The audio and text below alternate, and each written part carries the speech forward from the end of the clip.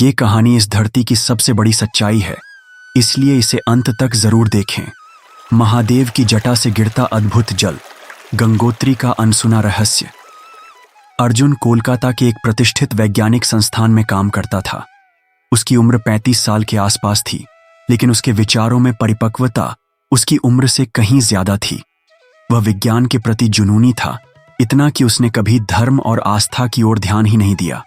उसके लिए हर चीज का कारण विज्ञान था, आस्था, चमत्कार और यहां तक कि जीवन के रहस्यों का भी। वह हमेशा कहता था, कोई भी चमत्कार जब तक वैज्ञानिक तरीके से प्रमाणित न हो केवल भ्रम है। लेकिन उसके इस कथन को चुनौती देने वाली घटना बहुत जल्दी उसकी जिंदगी में दस्तक देने वाली थी। यह घटना शुरू हुई जब अर्जुन को सुंदरबन डेल्टा पर एक शोध परियोजना पर काम करने का अवसर मिला। सुंदरबन डेल्टा, जो बंगाल की खाड़ी का डेल्टा क्षेत्र है, जहां गंगा और ब्रह्मपुत्र नदी बंगाल की खाड़ी में मिल जाती है। सुंदरबन जो अपनी जैव विविधता, बाघों और अद्वितीय पर्यावरणीय संरचना के लिए प्रसिद्ध था, अर्जुन के लिए केवल एक वैज्ञानिक अध्ययन का क्षेत्र था। लेकिन उसे अंदाजा नहीं था कि यह जगह उसकी जीवन दृष्टि को पूरी तरह बदलने वाली थी। अर्जुन जब सुंदरबन पहुंचा तो वहां की हरियाली, नदियों का जाल और वातावरण का सन्नाटा उसे अजीब सा लगा। हालांकि वह इन सबको अपने अध्ययन के लिए आदर्श स्थान मानता था, लेकिन उसे स्थानीय लोगों के रहस्यमय विश्वास चौंकाने वाले लगे। वहां के लोग कहते थे कि गंगा नदी केवल एक जलधारा नहीं है, बल्कि वह मां के रूप में पूजनीय है। अर्जुन ने इसे केवल अंधविश्वास कहकर खारिज कर दिया। पहले दिन उसने गंगा नदी के किनारे से मिट्टी के नमूने लिए और अपनी रिसर्च शुरू कर दी। लेकिन जैसे जैसे समय बीता, उसे गंगा के पानी और मिट्टी में कुछ असामान्य बातें महसूस होने लगीं। गंगा नदी के कारण सुंदरबन डेल्टा में मौजूद कार्बन डाइऑक्साइड अवशोषण की दर सामान्य से बहुत अधिक थी। यह अर्जुन के लिए एक पहेली थी।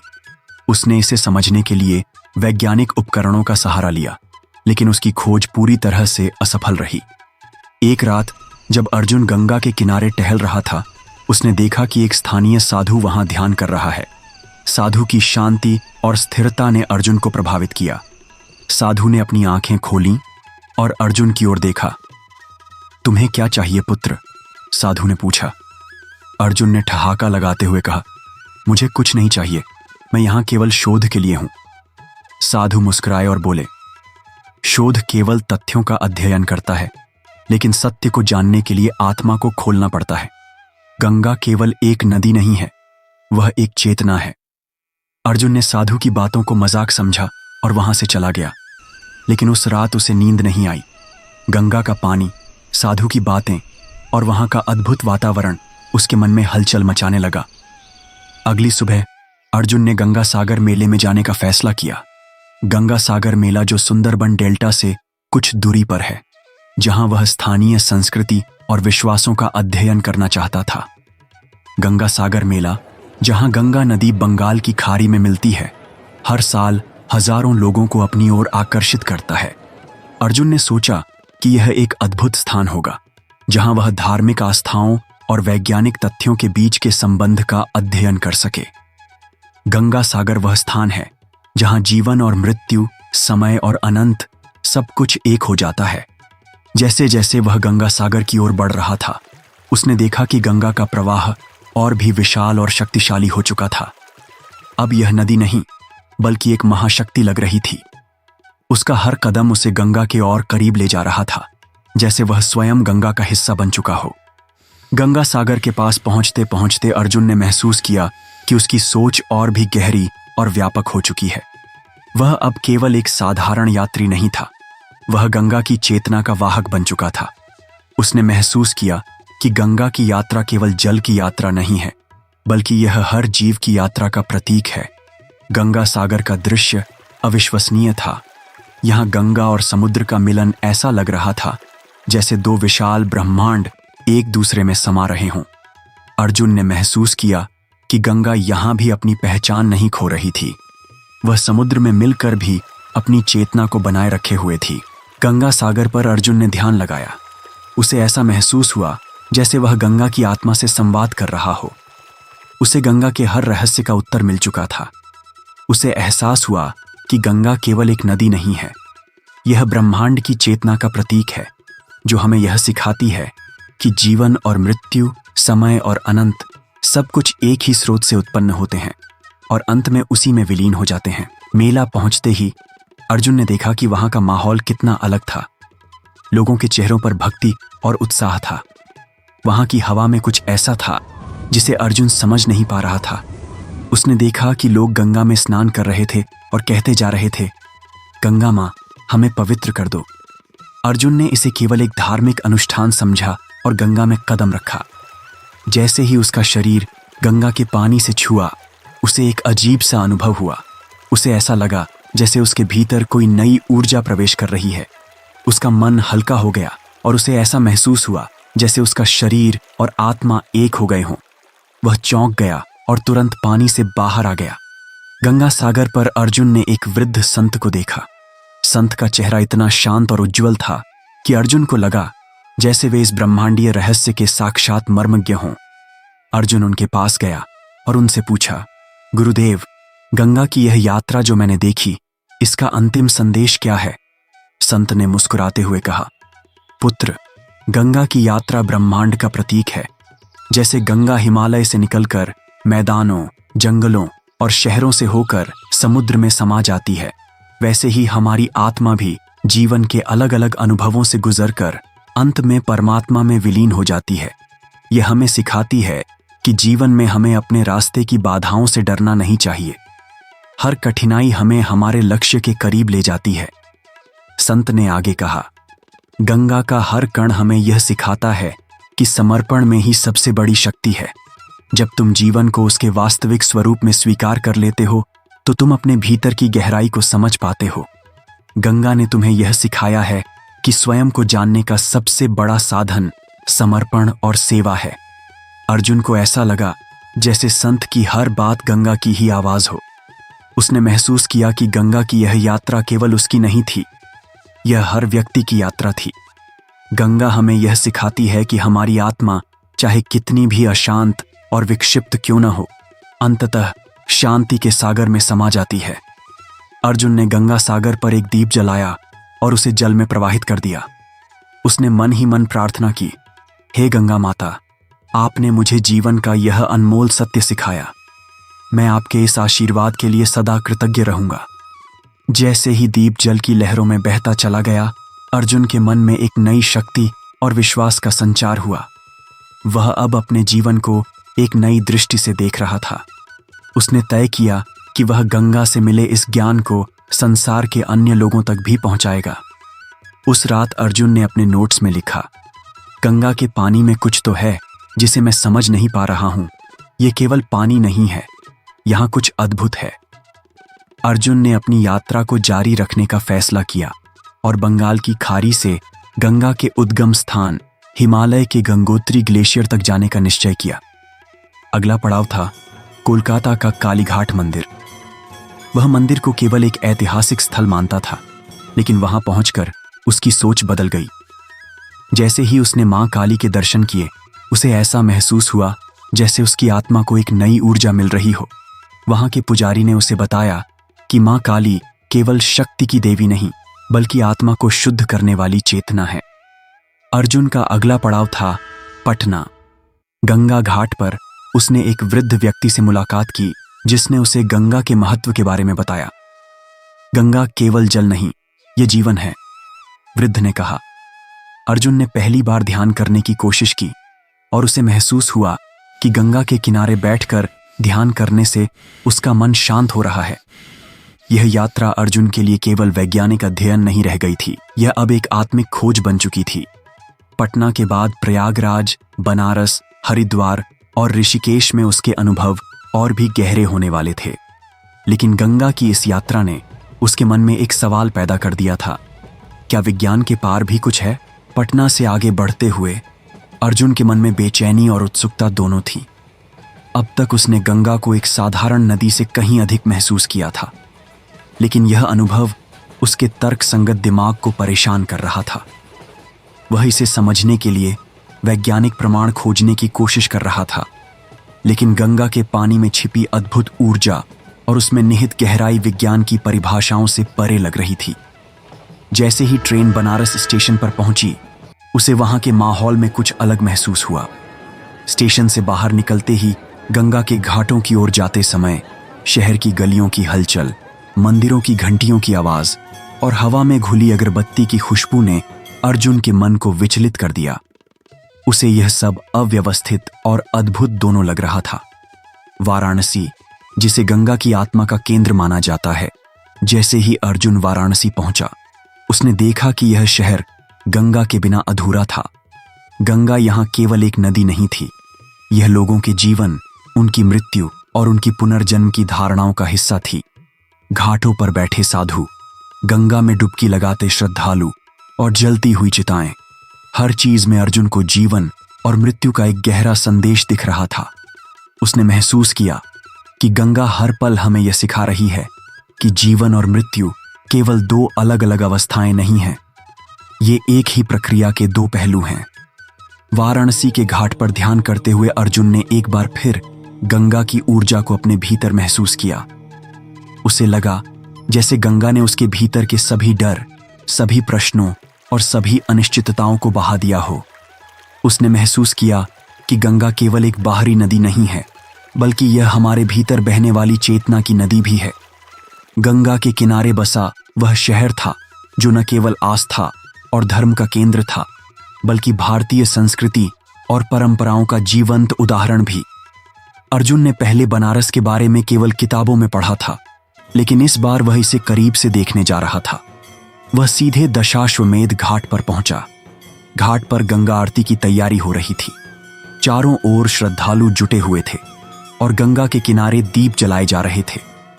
अर्जुन, जो खुद को आस्था से दूर मानता था, इस दृश्य से प्रभावित हुए बिना नहीं रह सका।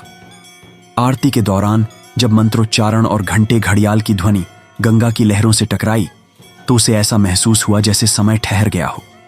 आरती खत्म होने के बाद अर्जुन ने घाट पर एक साधु से मुलाकात की।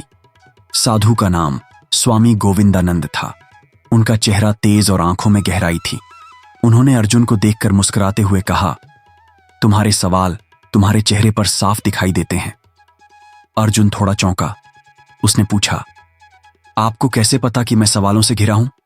स्वामी जी ने उत्तर दिया, गंगा हर सवाल का जवाब देती है, वह केवल सुनने वाले को चाहिए। अर्जुन ने साधु से पूछा, क्या गंगा वास्तव में केवल एक नदी है या इसमें कुछ और भी है? मैं इसका वैज्ञानिक कारण समझना चाहता हूं।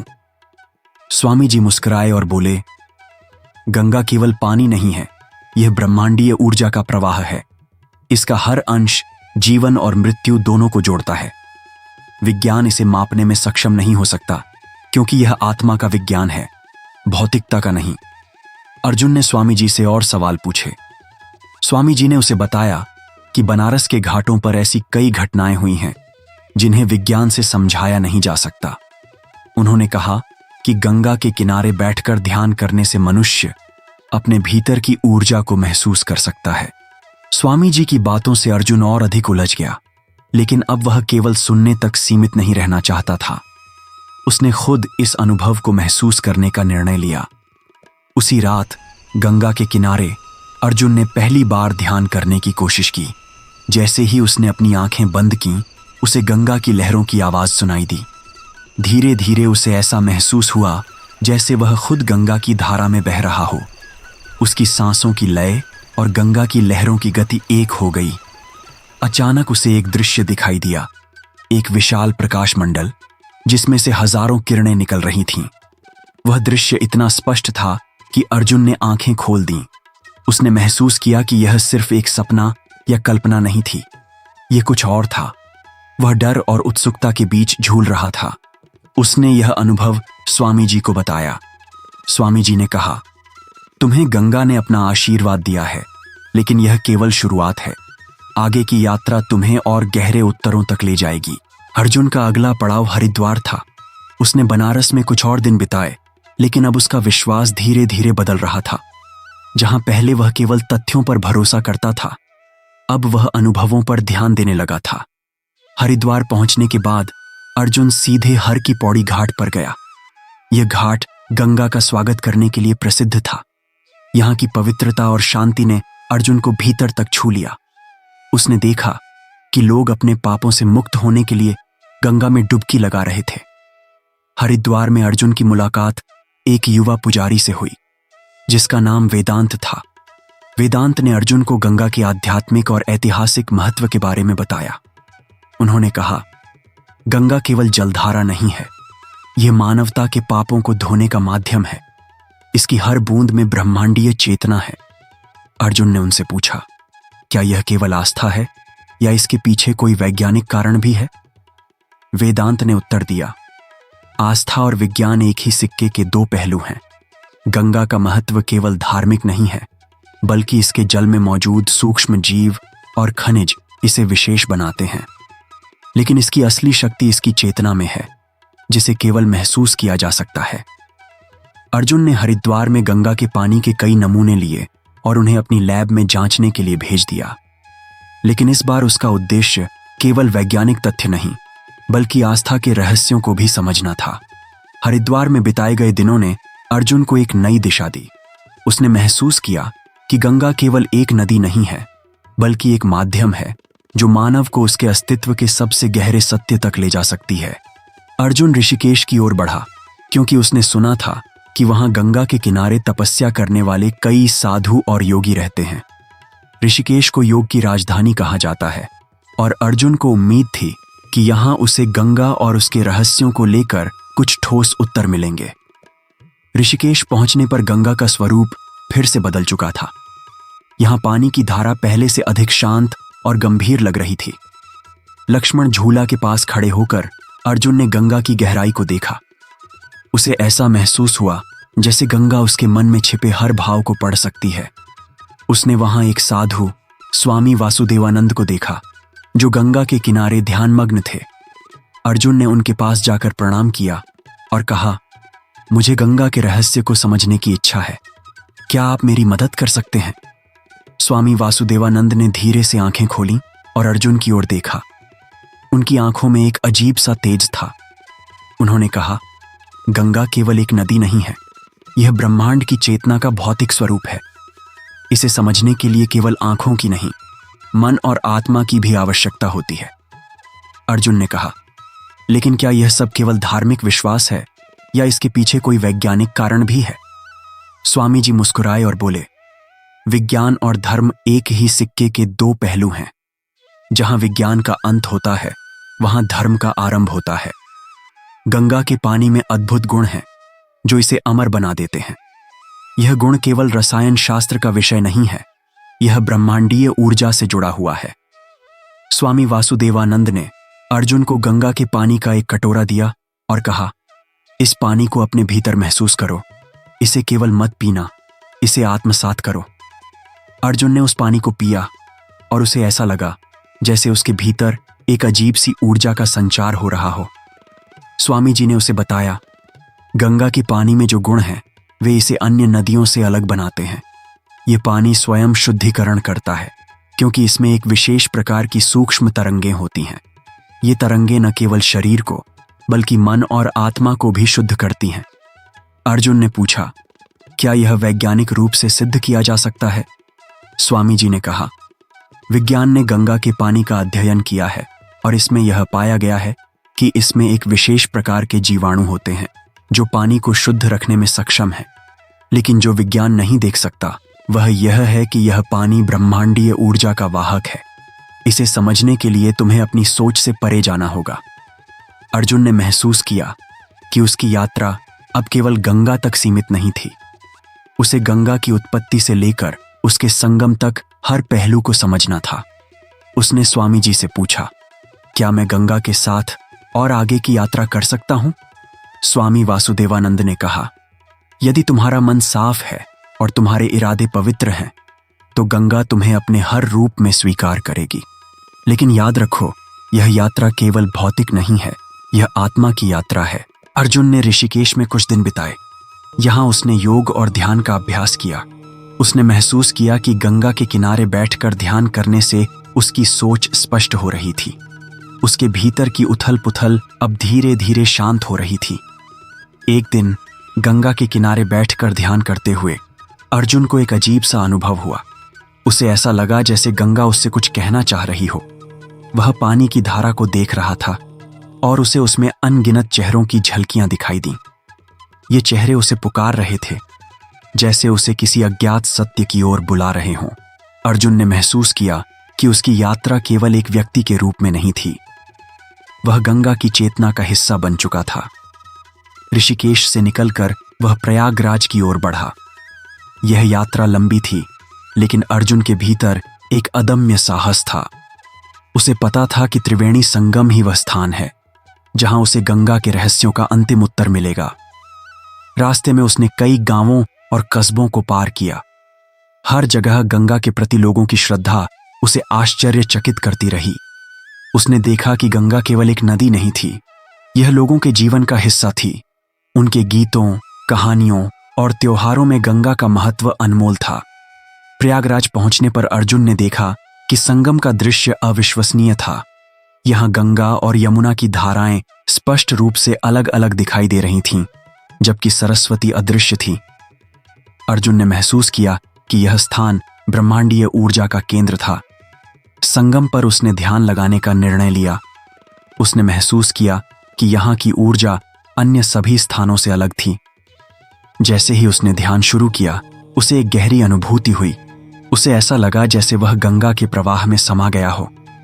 उसके भीतर सवालों का एक सागर उमड़ पड़ा, लेकिन उसी समय उसे उन सवालों के उत्तर भी मिल रहे थे। गंगा की धाराएं उसे एक नई यात्रा की ओर बुला रही थीं। अर्जुन ने महसूस किया कि संगम केवल एक पड़ाव था। उसकी यात्रा का अंतिम पड़ाव अब भी बाकी था। गंगा उसे हिमालय के गंगोत्री तक ले जाना चाहती थी, जहां वह अपनी अंतिम मंजिल पर पहुंचती है। प्रयागराज के संगम पर अर्जुन के भीतर जो परिवर्तन आया, वह उसकी यात्रा का सबसे गहरा और अद्भुत अनुभव था। संगम की ऊर्जा ने उसके भीतर एक नई जागरूकता का संचार किया था। उसे महसूस हो रहा था कि गंगा केवल एक नदी नहीं है, बल्कि यह ब्रह्मांडीय चेतना की अभिव्यक्ति है। अब उसकी यात्रा का अंतिम लक्ष्य स्पष्ट हो चुका था, गंगोत्री ग्लेशियर। संगम पर ध्यान करते हुए अर्जुन को बार बार ऐसा महसूस हो रहा था कि गंगा की धाराएं उससे संवाद कर रही हैं। वह जैसे जैसे गंगा की ओर देखता, उसकी धारा में उसे छिपे हुए कई रहस्यों की झलक मिलती। उसे समझ में आ रहा था कि गंगा की यात्रा केवल जल की यात्रा नहीं है, यह आत्मा की एक अंतहीन खोज है। आगे उसकी यात्रा गंगा के उद्गम स्थल गंगोत्री की ओर थी। गंगोत्री, जहां गंगा का स्रोत है, जहां गंगा का पानी बर्फ से निकलकर मानवता को जीवन देने के लिए बहता है। अर्जुन ने तय किया कि वह वहां जाकर गंगा के सबसे गहरे रहस्यों को समझने की कोशिश करेगा। गंगोत्री की यात्रा ने अर्जुन के भीतर नई उम्मीदें और सवालों की एक लहर पैदा कर दी थी।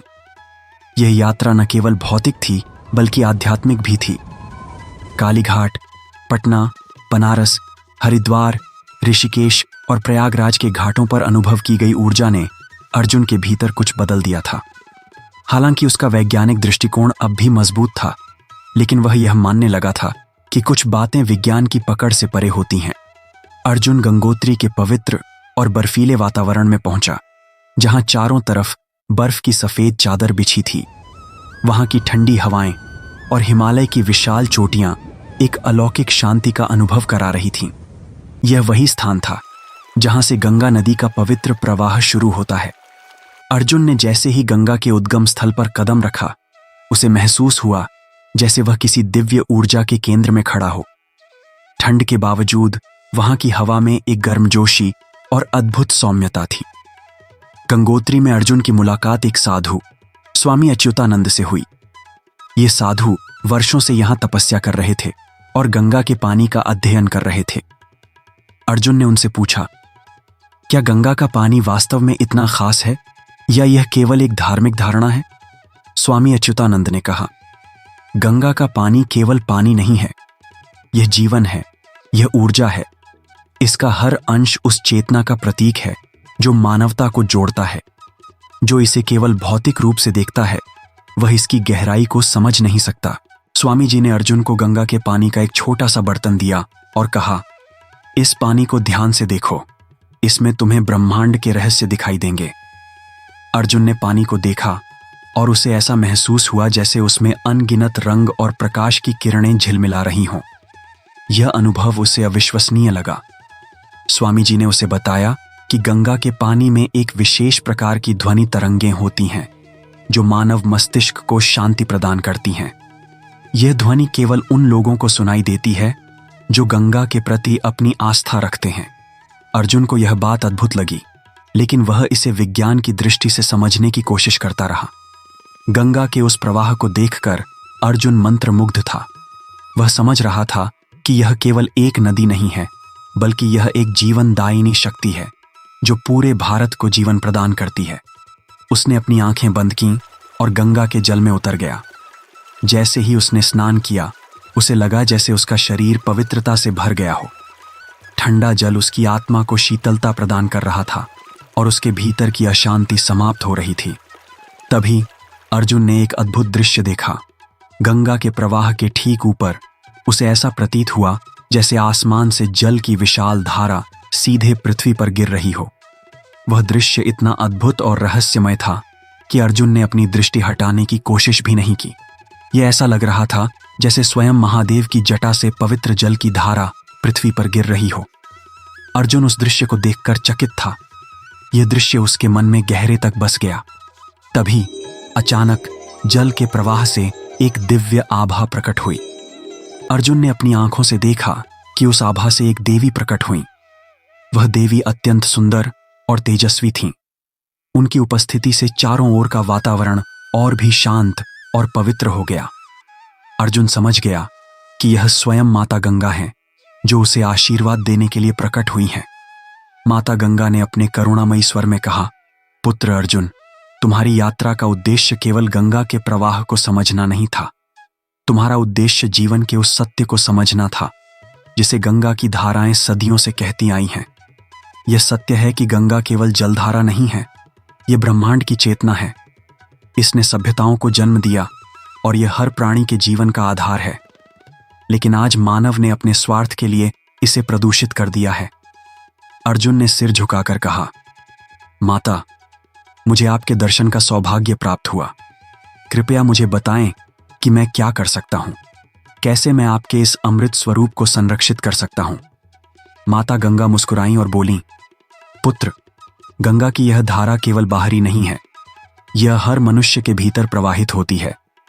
जिस प्रकार मानव ने बाहरी गंगा को प्रदूषित किया है, उसी प्रकार उसने अपने भीतर की गंगा को भी अशुद्ध कर दिया है।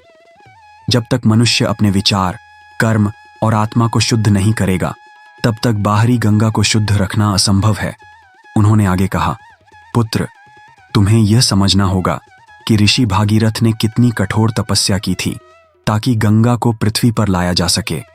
यह केवल जलधारा नहीं, बल्कि मनुष्यता के लिए एक वरदान है। महादेव ने अपनी जटाओं में इसे धारण किया ताकि यह पृथ्वी पर आते समय विनाशकारी न बने, लेकिन मानव ने इस वरदान का अपमान किया है। यदि इसे रोका नहीं गया तो गंगा का प्रवाह समाप्त हो जाएगा और इसके साथ ही मानवता का अस्तित्व भी। अर्जुन ने माता गंगा से पूछा, माता, यह कैसे संभव है कि गंगा जैसी दिव्य धारा समाप्त हो सकती है? क्या इसका प्रवाह शाश्वत नहीं है? माता गंगा ने गहरी सांस ली और कहा, पुत्र, प्रकृति और दिव्यता का हर स्वरूप तभी तक शाश्वत है जब तक मानव उसे सम्मान देता है। लेकिन जैसे ही वह इसे स्वार्थ और लोभ के लिए प्रयोग करता है, इसका विनाश निश्चित हो जाता है। गंगा का प्रवाह तभी शाश्वत रहेगा जब मनुष्य अपने भीतर और बाहर दोनों को पवित्र रखेगा। उन्होंने अर्जुन को यह भी बताया कि गंगा का हर कण ब्रह्मांड के उस सत्य को धारण करता है जिसे केवल पवित्र आत्मा ही समझ सकती है। तुम्हारे स्नान ने तुम्हें शारीरिक और आत्मिक पवित्रता प्रदान की है। अब तुम्हारा कर्तव्य है कि इस ज्ञान को अन्य लोगों तक पहुंचाओ। उन्हें समझाओ कि गंगा केवल एक नदी नहीं, बल्कि जीवन का आधार है। इसे संरक्षित करना केवल सरकार का काम नहीं, बल्कि हर मनुष्य का धर्म है। अर्जुन ने माता गंगा को प्रणाम किया और कहा, माता, मैं आपके संदेश को हर व्यक्ति तक पहुंचाने का वचन देता हूं। मैं लोगों को बताऊंगा कि गंगा को संरक्षित करना केवल भौतिक संरक्षण नहीं, बल्कि आत्मा की शुद्धि का मार्ग है। माता गंगा ने आशीर्वाद देते हुए कहा, पुत्र, तुम्हारा यह प्रयास मानवता के लिए एक नया संदेश बनेगा। याद रखना, गंगा केवल बाहरी धारा नहीं, यह आत्मा की धारा है। इसे शुद्ध रखना, इसे प्रवाहित रखना और इसे आदर देना ही तुम्हारा धर्म है। जैसे ही माता गंगा ने यह कहा, वह धीरे धीरे अपनी दिव्यता के साथ अदृश्य हो गईं, लेकिन उनके शब्द अर्जुन के दिल और आत्मा में गूंजते रहे। वह समझ चुका था कि उसकी यात्रा केवल गंगा को देखने की नहीं, बल्कि उसके संदेश को समझने की थी। अर्जुन ने गंगोत्री के उस पवित्र स्थल पर एक प्रण लिया कि वह गंगा के इस संदेश को संपूर्ण मानवता तक पहुंचाएगा। वह जानता था कि यह केवल एक नदी को बचाने की बात नहीं, बल्कि उस पूरी चेतना को संरक्षित करने की बात है जो जीवन का आधार है। अर्जुन ने वहां से अपनी यात्रा जारी रखी, लेकिन अब वह एक नए उद्देश्य और शक्ति के साथ चल रहा था। उसने महसूस किया कि गंगा ने उसे केवल ज्ञान ही नहीं, बल्कि जीवन का सबसे बड़ा उत्तर भी दिया है। धर्म और विज्ञान दोनों का संतुलन ही मानवता को बचा सकता है, और इस संतुलन को समझने का पहला कदम है गंगा की धाराओं की शुद्धता और पवित्रता को बनाए रखना। जब वह वापस अपने गांव पहुंचा, तो वह अब पहले जैसा अर्जुन नहीं था। वह एक बदला हुआ इंसान था।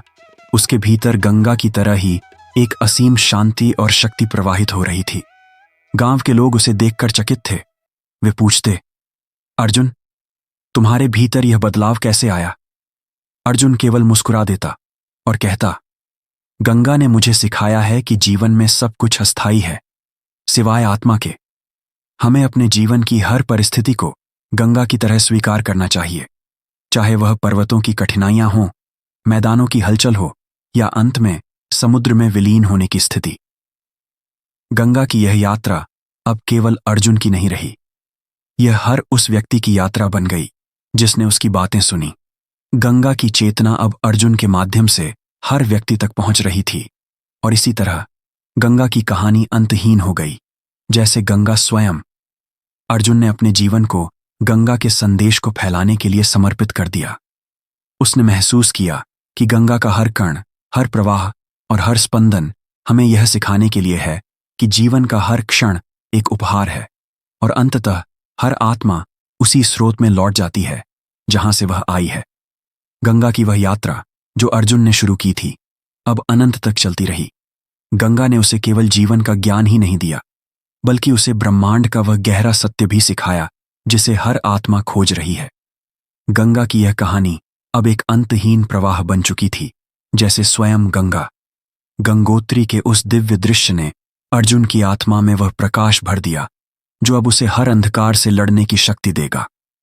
उसकी यात्रा समाप्त हो गई थी, लेकिन उसका उद्देश्य अब शुरू हुआ था।